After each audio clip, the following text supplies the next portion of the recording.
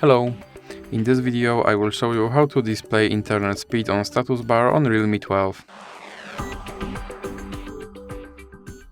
So you have to start with opening your Google Play Store, then click on search bar and type in internet speed and click search.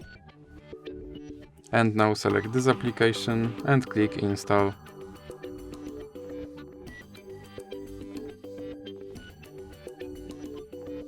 Now you can click open and then click grant permission and click allow.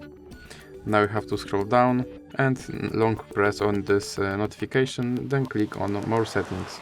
Now disable ringtone and vibration notification and then click on show lock screen notification and disable this set as silent option.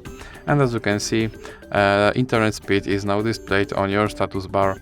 So that's it for this video. If you liked it, please remember to leave like and subscribe.